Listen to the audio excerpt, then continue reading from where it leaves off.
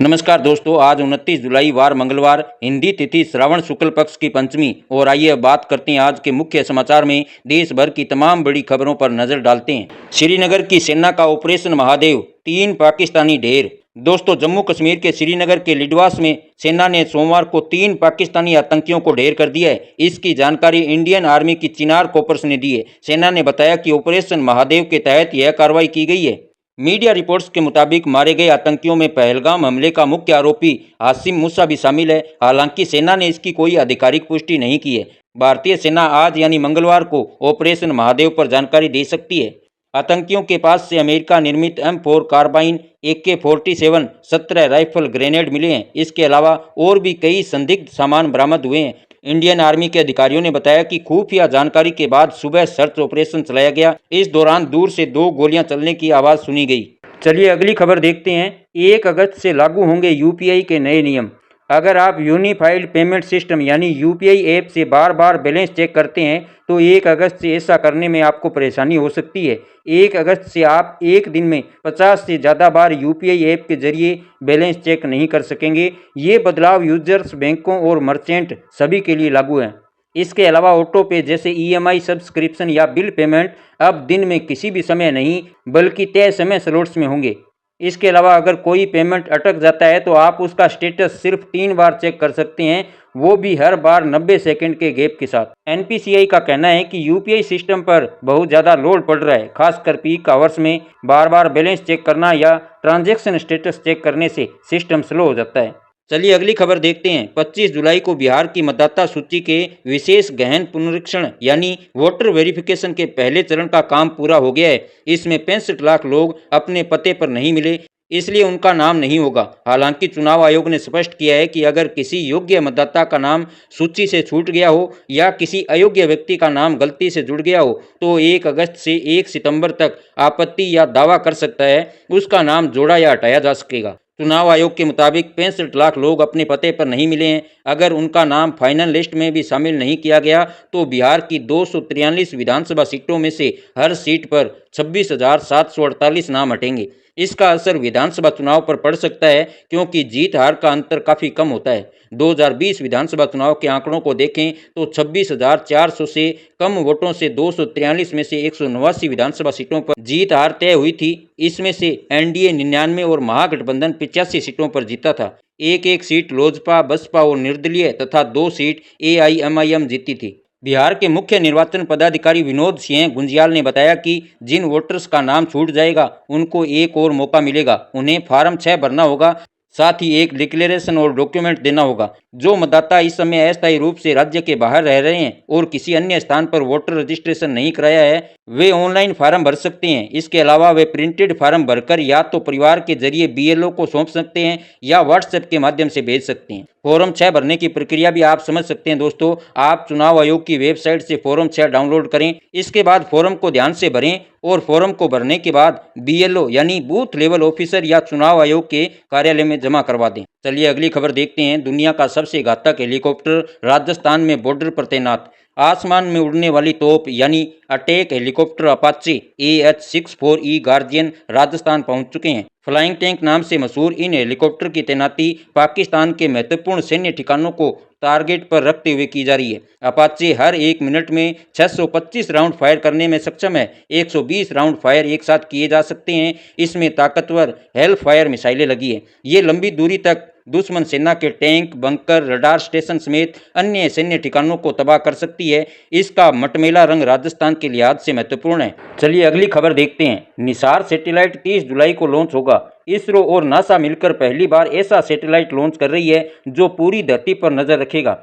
इस मिशन का नाम निसार है। इसे 30 जुलाई को शाम 5:40 पर आंध्र प्रदेश के श्रीहरिकोटा स्थित सतीश धवन अंतरिक्ष केंद्र से लॉन्च किया जाएगा। निसार में भारत और अमेरिका दोनों की टेक्नोलॉजी लगी है। इसमें 2 खास रडार L बैंड नासा का और S बैंड इसरो का लगे हुए हैं जो मिलकर धरती की बेहद साफ और डिटेल्ड तस्वीरें भेजेंगे।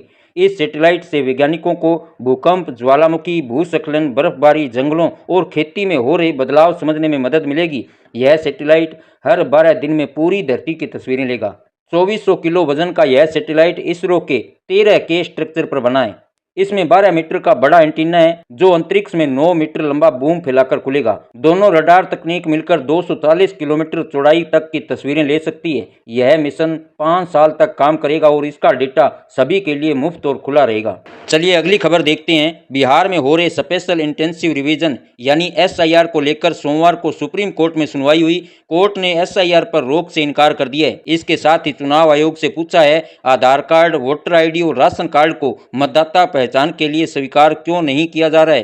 चुनाव आयोग ने कहा कि राशन कार्ड पर विचार नहीं किया जा सकता, यह बहुत बड़े पैमाने पर बना है, इसके फर्जी होने की संभावना अधिक है।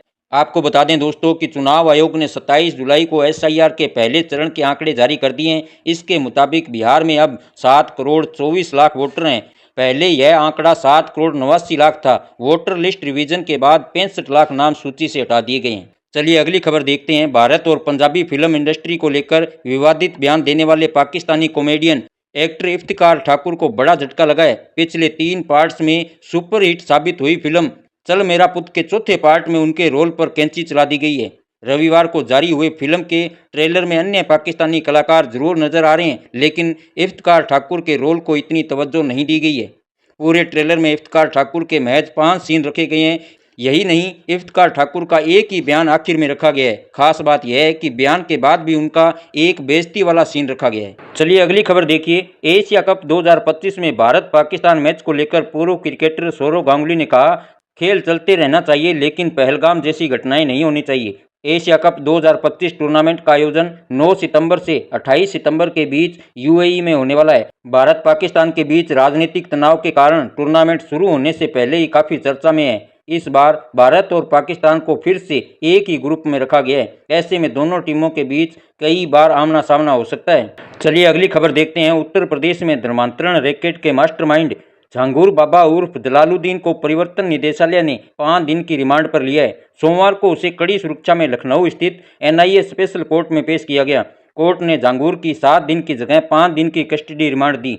वह 1 अगस्त तक ED की रिमांड पर रहेगा। ED उससे हवाला, विदेश फंडिंग और प्रॉपर्टी से जुड़े तमाम आर्थिक पहलुओं पर पूछताछ करेगी। वहीं DGP राजीव कृष्ण ने कहा कि ATS इस पूरे नेटवर्क की गहराई से जांच कर रही है। झांगुर से जुड़े 122 अवैध ढांचों पर कार्रवाई की जा चुकी है। चलिए अगली खबर देखते हैं। CBI ने महुआ मोइत्रा के खिलाफ केस फॉर क्वेरी मामले में लोकपाल को जांच रिपोर्ट सौंपी। TMC सांसद की बढ़ सकती है मुश्किलें। तृणमूल सांसद महुआ मोइत्रा की केस फॉर क्वेरी मामले में एक बार फिर से मुश्किलें बढ़ सकती है। CBI ने उनके खिलाफ लोकपाल को अपनी जांच रिपोर्ट सौंप दी है। रिपोर्ट के आधार पर लोकपाल तय करेगा कि TMC सांसद पर आगे क्या कार्रवाई करनी है। महुआ मोइत्रा पर उनके पूर्व प्रेमी और सुप्रीम कोर्ट के वकील जय अनंत देहादराई ने 14 अक्टूबर 2023 को संसद में सवाल पूछने के बदले घूस लेने के आरोप में CBI में केस दर्ज कराया था। इसके अगले दिन भाजपा सांसद निशिकांत दुबे ने महुआ मोइत्रा को लोकसभा से सस्पेंड करने की मांग की थी। महुआ मोइत्रा पर बिजनेसमैन दर्शन हीरानंदानी से महंगे गिफ्ट्स लेने के भी आरोप लगे थे। महुआ ने खुद ये बात मानी थी। 8 दिसंबर 2023 को महुआ को लोकसभा से सस्पेंड कर दिया गया था। हालांकि 2024 के लोकसभा चुनाव में वे पश्चिमी बंगाल के कृष्णानगर से दूसरी बार सांसद चुनी गई थी। चलिए अगली खबर देखते हैं। अडानी ग्रुप की company Adani green energy limited की पहली तिमाही में कुल कमाई यानी टोटल इनकम 4006 करोड़ रुपए रही। यह पिछले साल की तुलना में 28.72% ज़्यादा है। चलिए अगली खबर देखते हैं। भारत में 90 से 360 दिन तक का बकाया क्रेडिट कार्ड पेमेंट एक साल में 44.34% बढ़ा है। मार्च 2025 तक यह राशि 33,886.5 करोड़ रुपए हो गई, जो मार्च 2024 में 23,475.6 करोड़ रुपए थी। यानी एक साल में ही करीब 10,410.9 करोड़ रुपए का इजाफा हुआ है। ये वो बकाया है जो लोग 3 महीने से ज़्यादा समय से नहीं चुका पाए हैं। बैंकिंग नियमों में इसे नॉन परफॉर्मिंग एसेट्स यानी NPA माना जाता है। चलिए अगली खबर देखते हैं। कंबोडिया के प्रधानमंत्री हुन मानेट ने थाईलैंड के साथ चल रहे सीमा विवाद में युद्ध विराम की घोषणा की है। उन्होंने कहा कि दोनों देशों के बीच तनाव को कम करने के लिए तत्काल लड़ाई रोकने की उम्मीद है। चीन और अमेरिका ने इस सीज फायर में मध्यस्थता की है। दोनों देशों के बीच मलेशिया की राजधानी कुआलालंपुर में शांति वार्ता हुई। इस बैठक में थाईलैंड की तरफ से कार्यवाहक प्रधानमंत्री फुमथम वेचायाचाई और कंबोडिया की तरफ से प्रधानमंत्री हुन मानेट ने हिस्सा लिया। इस बैठक की अध्यक्षता मलेशिया के प्रधानमंत्री अनवर इब्राहिम ने की। दोनों देशों के बीच सीमा विवाद के चलते बीते दिनों में भारी गोलाबारी हुई है। इसमें 33 लोगों की मौत हो चुकी है। मरने वालों में ज्यादातर आम नागरिक शामिल है। मलेशिया इस समय दक्षिण पूर्व एशियाई देशों के संगठन एशियान की अध्यक्षता कर रहा है। उसने दोनों देशों को बातचीत की मेज पर बुलाया है। चलिए अगली खबर देखते हैं। मध्य प्रदेश के सतना में देश का सबसे गरीब आदमी मिला है। उचेहड़ा तहसील के अदमदरी गांव के रहने वाले संदीप कुमार नामदेव की वार्षिक आय शून्य है। तहसीलदार ने इसका प्रमाण पत्र भी बनाकर दिया है। आय प्रमाण पत्र 7 अप्रैल 2025 को जारी किया गया था। इस मामले में परियोजनाधिकारी रविकांत शर्मा ने बताया कि त्रुटि मिलने पर 20 जुलाई को आय प्रमाण पत्र निरस्त कर दिया गया था। इसके बाद संदीप को 40,000 रुपये सालाना आय वाला प्रमाण पत्र जारी किया गया था। चलिए अगली खबर देखते हैं। जस्टिस वर्मा की याचिका पर सुप्रीम कोर्ट में सुनवाई। सुप्रीम कोर्ट ने केस कांड के आरोपी जस्टिस यशवंत वर्मा से सोमवार को पूछा, आप जांच कमेटी के सामने क्यों पेश हुए? क्या आपने पहले वहां से फैसला अपने हक में लाने की कोशिश की? दरअसल इलाहाबाद हाईकोर्ट के जस्टिस वर्मा ने उनके घर जले नकदी नोट मामले में इन हाउस कमेटी की रिपोर्ट और महाभियोग की सिफारिश रद्द करने की अपील की गई। रिपोर्ट में जस्टिस वर्मा को दोषी ठहराया गया। जस्टिस वर्मा की तरफ से सीनियर एडवोकेट कपिल सिब्बल ने दलील रखी। अगली सुनवाई 30 जुलाई को होगी। चलिए अगली खबर देखते हैं। कांग्रेस के वरिष्ठ नेता पी चिदंबरम का पहलगाम हमले पर 2 दिन पहले दिए बयान पर विवाद हो गया है। उन्होंने कहा था कि कैसे पता चला कि आतंकी पाकिस्तान से आए थे। कांग्रेस के पूर्व वित्त मंत्री का यह बयान संसद में पहलगाम आतंकी हमले और ऑपरेशन सिंदूर पर सदन में चर्चा के कुछ घंटे पहले आया। चलिए अगली खबर देखते हैं। राजस्थान के जैसलमेर के पूनम नगर में सरकारी स्कूल का गेट गिरने से एक छात्र की मौत हो गई, जबकि एक टीचर और 5 साल की बच्ची के भी चोटें आई है। राजकीय बालिका उच्च माध्यमिक स्कूल का मेन एंट्री गेट गिरने से यह हादसा हुआ। तो वहीं उदयपुर में भी एक स्कूल के 3 कमरों का प्लास्टर गिर गया। इस दौरान 45 बच्चे बाल बाल बच गए। चलिए अगली खबर देखते हैं। दिल्ली पुलिस ने बटाला के किला लाल सिंह थाने पर हुए ग्रेनेड हमले के मामले में एक और आरोपी को गिरफ्तार किया है। उसकी गिरफ्तारी इंदौर से पकड़े गए आतंकी आकाशदीप सिंह की पूछताछ के बाद हुई है। जांच में पता चला कि 7 अप्रैल को हुए हमले के आरोपियों को ठहराने की व्यवस्था इसी ने की थी। यह मामला अब NIA यानी नेशनल इन्वेस्टिगेशन एजेंसी के पास है। पकड़े गए आरोपी की पहचान अमृतसर के गांव चनके निवासी करणवीर सिंह के रूप में हुई है। करणवीर की उम्र 22 साल है और वह सिर्फ 12वीं पास है। उसने बताया कि वह सोशल मीडिया के जरिए विदेश में बैठे बब्बर खालसा इंटरनेशनल BKI के हैंडलर से जुड़ा हुआ था। वहीं से उसे आतंकी हमले की योजना और पैसे मिलते थे। साल 2024 में वह BKI के नेटवर्क के जरिए वेस्ट एशिया में एक देश भी गया था। पूछताछ में उसने यह भी कबूला कि हमले से पहले 2 संदिग्धों को अपने घर में ठहराया था और इन्हीं लोगों ने जाकर थाने पर ग्रेनेड फेंका था। चलिए अगली खबर देखते हैं। हरियाणा के रेवाड़ी में घर में घुसकर ननद भाभी के कपड़े उतरवाकर वीडियो बनाने और 22 तोला सोना लूटने के मामले को पुलिस ने हल कर दिया है। यह वारदात बावरिया गैंग ने की। पुलिस ने महेंद्रगढ़ से 2 आरोपियों को गिरफ्तार कर लिया है। पूछताछ में सामने आया कि यह गैंग अपने ही समाज के लोगों को निशाना बनाता था। गैंग के मेंबर फरीदाबाद के अलावा राजस्थान में भी वारदातें कर चुके हैं।